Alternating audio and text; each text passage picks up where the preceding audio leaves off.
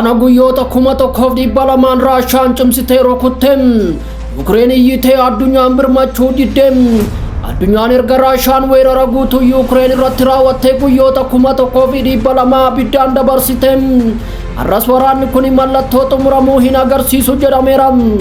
Kaleessa galgala magaalaan Kharkiv jedhamtu Yuukireen keessatti sadarkaa lammaffaa irra jirtu dalga misaayila Raashaa diroonii fi boombii qajeelfama qabuun caccabde.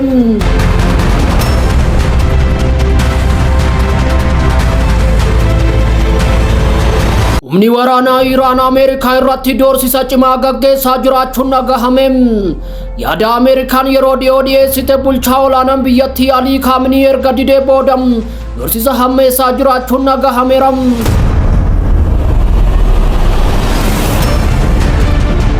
Humnoonni waraanaa Iraan ajajaa olaanaa Alii Khamenei jala jiran diinota walii wal dura dhaabbachuuf humna fakkeenyummaa qabuun qophaa'uu isaanii labsaniiru.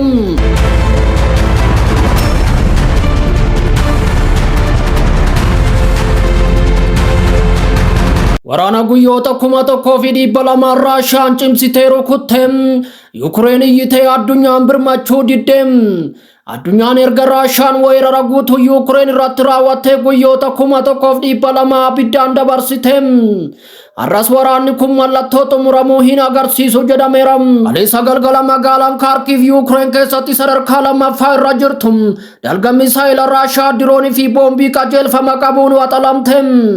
Haleellaan kun aga galgalaatti kan itti fufe yoo ta'u gamoo mana jireenyaa gubataniiru. Lubbuun namoota qulqulluu hedduu ajjeefameera. Daa'imman dabalatee namoonni hedduun madaa'aniiru. Kantiibaan magaalattii Orteerkoof ibsa rifaatuu kennaniiru. Kharkiv yeroo ammaa erga waraanni guutuun jalqabee haleellaa cimaa ta'een muudachaa jirti. Raashaan haleellaa hamaa guutuu Yuukireen irratti cimsuun magaalaa Dooniskii dabalatee magaalota hedduu barbadeessaa jirti. Kherson keessatti namoonni 3 dabalataan lubbuu kan dhaban yoo ta'u naannoo Suumii keessatti humnoonni Raashaa daandii guddaa barbaachisaa ta'e to'achuu himaniiru. Daandiin kun loltoota Yuukireeniif iddoo dhiyeessii meeshaalee waraanaa ta'uutu himame. Raashaa irratti haleellaa ba'uuf qophaa'aa jira kan jettu Yuukireen callisaan jirtu. Humni ittisa qilleensaa ishee halkan guutuu hojjechaa bule. Raashaan diroonii 206 misaayila baalaastikii 2 fi misaayilota biroo 7 furgugsite haleellaa guddaa halkan tokkotti raawwatte.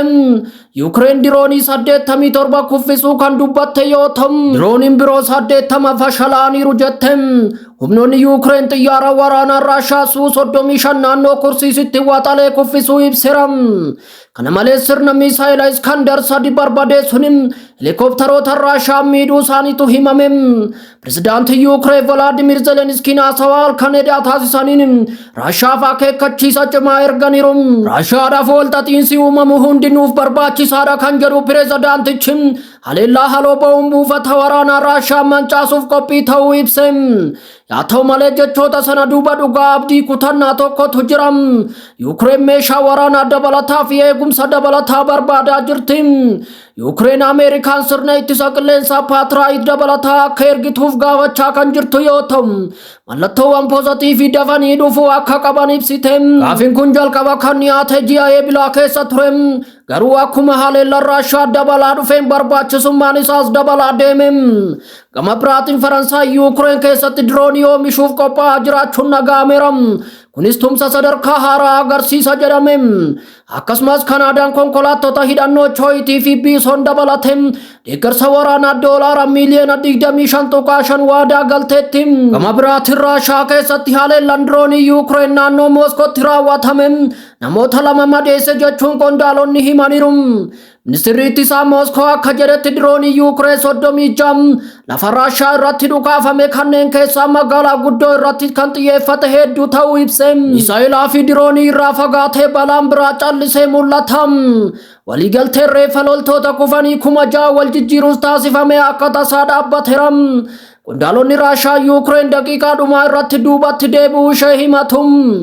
Konkolaattonni firiijii reeffa loltoota Yuukireen 1,200 fe'anii akka daangaa ga'an kan himatte Raashaan Yuukireen garuu guyyaa mirkanaa'ee akka hin jirre dubbatti. Akkasumas Raashaan tarree hidhamtoota sirrii hin taane dhiyeessuuf mala saayikooloojii fayyadamaa jirti jechuun himatte.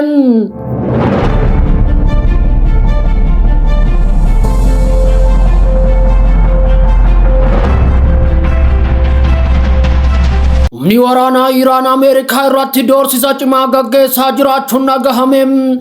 Yaada Ameerikaa yeroo dhiyoo dhiyeessite bulchaan olaanaan biyyattii Alii Khamenei erga didee booda doorsisa hammeessaa jiraachuun dhagahameera.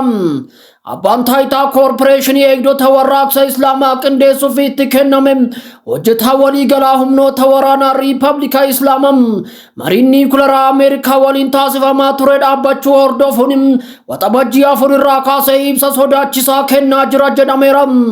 Ibsichi doorsisa Ameerikaa dura dhaabbachuudhaan humnoonni waraanaa Iraan ajaja hoogganaa olaanaa Alii Khamenei jala jiran diinota walii wal dura dhaabbachuuf humna fakkeenyummaa qabuun qophaa'uu isaanii labseera. Beeksisni kun kan ba'e erga Khamenei yaada niikuleeraa Waashingtan yeroo dhiyootti dhiyeessite lallaba waxabajjii 4 kenneen erga kuffisee booda dhagahame.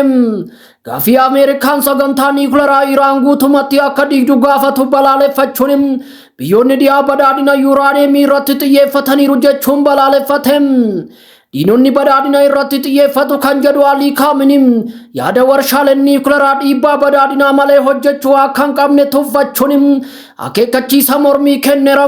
Ameerikaaf deebiin keenya ifadha jechuun qondaalonni Ameerikaa fi Siyoonistii yaada abaaramaa akkan hojjenne cibsinee akeekkachiisuu barbaanna jechuun doorsise.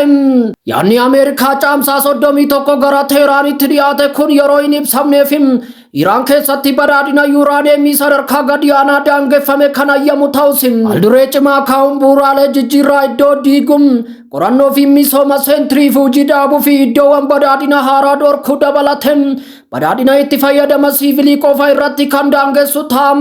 Gorsaa olaanaan Alii Khamenei fi nama ijoo galmee niikuleeraa kan ta'e Alii Shamkhani yaada Ameerikaan dhiyeessite kana arkiteektaroota isheetiin amaataroota jechuun kuffisaniiru.